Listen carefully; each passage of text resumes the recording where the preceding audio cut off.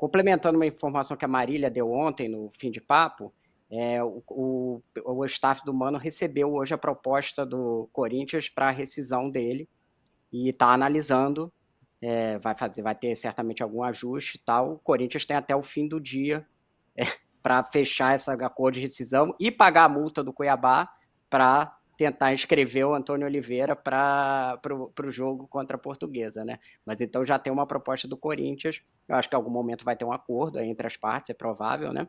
Mas está em negociação, a questão é a pressa para o técnico poder dirigir aí. Não sei se vai dar tempo, né?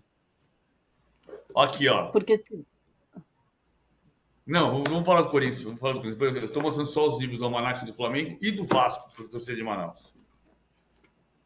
Eles, mas ele não torce para nenhum dos dois, é para outro torcedor. Para ele não vai ter muita importância esse almanac.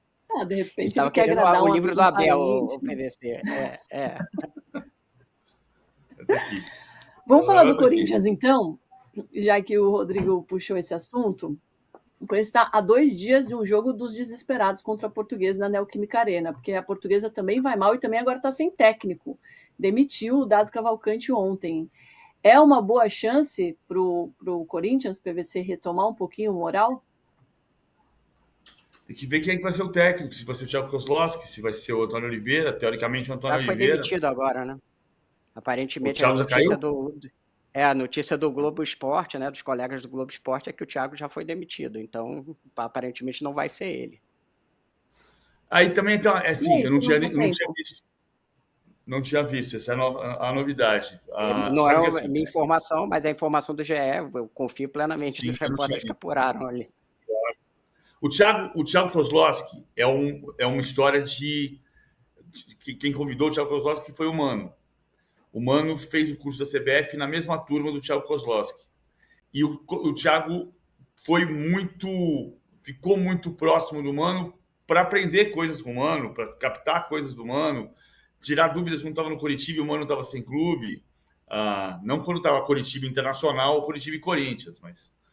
E aí, o que aconteceu com o Thiago foi que o Thiago foi para o Parque São Jorge porque 2 assistentes entenderam que tinham que sair porque não tinham segurança nenhuma no Corinthians. O Cauã de Almeida recebeu uma proposta do América e foi ser técnico, e o Fernando Lázaro recebeu uma proposta para participar da equipe de mercado do Grêmio e foi para Porto Alegre.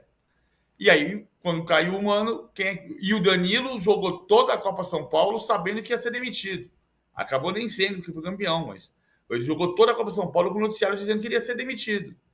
Então, quando caiu e não conseguiu contratar o Márcio Zanardi, pela atrapalhada que a diretoria do Corinthians fez, o Thiago Kozlowski virou o técnico interino.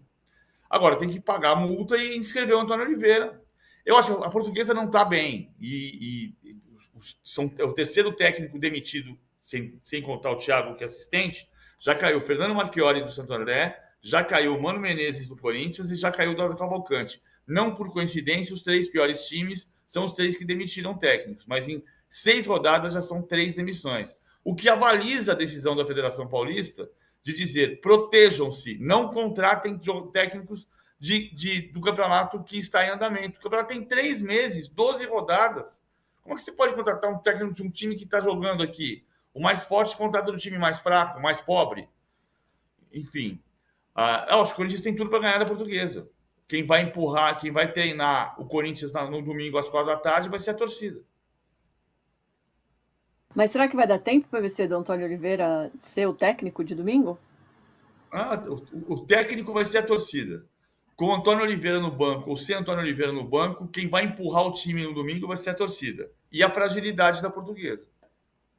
A gente também supervaloriza um pouco o papel do técnico do lado do campo, né, PVC? Se ele treinar o time, é mais importante do que, de fato, ele estar do lado do campo ali, né? Se tiver alguém para fazer o Abel é um bom exemplo disso, né? Eu acho que tem esse fator aí.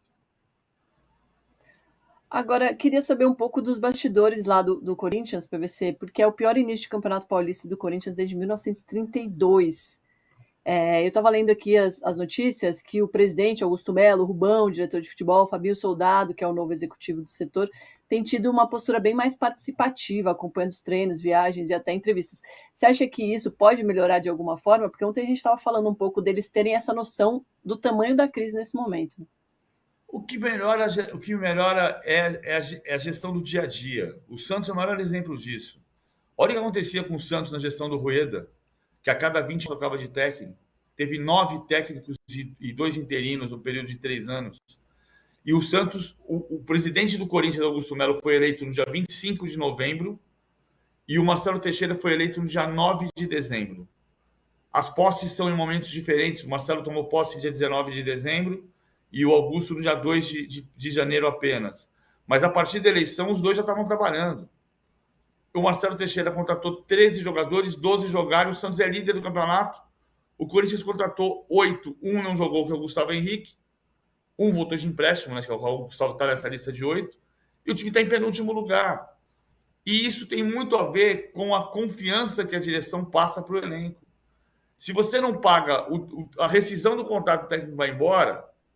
Se o teu assistente técnico pede demissão para fazer parte da equipe de análise de desempenho do Grêmio, porque não sente segurança no ambiente de trabalho, o jogador também não sente.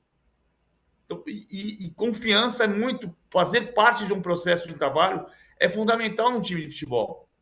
Então, o Corinthians de hoje é o Santos do Rueda. PVC, para sua tranquilidade, o Fábio Souza respondeu aqui. Santa Ernestina fica na região de Ribeirão Preto, vizinha de Taquaritinga, em São Paulo. Taquaritinga é pertinho de Matão também, é um pouquinho para o outro lado. Mas tudo bem, vai Ribeirão Preto. Ribeirão Preto é norte, quase chegando em Minas Gerais. Ribeirão Preto, e agora, Franca e Uberaba. O que mais tem aqui agora é a gente pedindo livro, PVC. Talvez você tenha que abrir um sebo do PVC. Uma boa ideia, hein? Fica aí. Encaminha um pedido pro Abel aí. Manda like. Manda like. Se a gente bater 5 mil likes, eu vou dar os 2 livros, do Flamengo, do Vasco e do Abel. Os 3 livros, olha lá. Mas tem que ter 5 mil likes. 5 mil likes. É hora de você mandar esse link para o seu amigo para ele acompanhar a gente também, deixar o like. Estou comprando likes. Ué, não falaram que era ilegal, né? Compra de likes. Não tem fair play. Não tem ninguém falou que tinha fair play de distribuir livro. A gente podia fazer um ranking dos programas, né? Quem recebe mais likes. Com certeza o chefe está fazendo, então vamos ajudar a gente.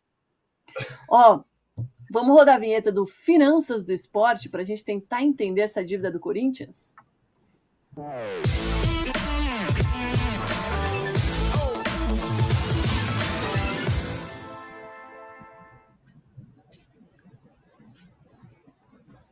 E graças à apuração de Rodrigo Matos e toda a produção do Rodrigo Matos, hoje a gente tem um convidado muito bacana que vai poder ajudar muito a gente nessa questão, que é o Rosala Santoro, diretor financeiro do Corinthians. Muito bom dia, Rosala. Obrigada por fazer essa live aqui com a gente e tentar esmiuçar esses números tão complexos do Corinthians. Bom dia, Domitila. Bom dia, PVC. Bom dia, Rodrigo. Bom dia, audiência.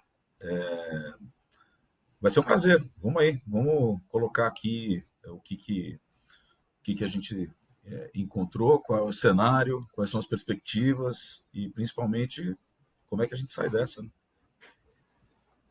Essa é a pergunta, né? Como a gente sai dessa? Antes da gente tentar responder a pergunta, vamos começar explicando um pouquinho da dívida, Rodrigo, que você apurou e que é uma questão que tem muita divergência entre a atual diretoria e a diretoria que saiu do poder.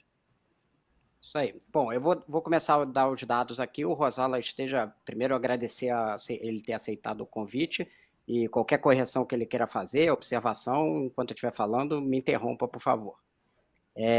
Então, da apuração que eu tive, a avaliação da gestão anterior é que, bom, primeiro esses 2 números são os oficiais, né, dos balanços dos clubes. Janeiro de 2020, quando o Duílio assume, 949 milhões de dívida líquida. O que é dívida líquida, explicando aqui para o leitor, é todo passivo, menos o que o clube tem para receber no curto prazo e um recebível ali de longo prazo. Então, a diferença entre esses 2 fatores é como o Corinthians calcula a dívida dele, né? E em agosto de 2023, esse valor estava em 892 milhões, é o último balanço disponível do Corinthians. Com a gestão anterior, eu apurei que eles têm uma perspectiva de uma dívida entre 700 e 850 milhões no fim de 2023, de novo uma dívida líquida.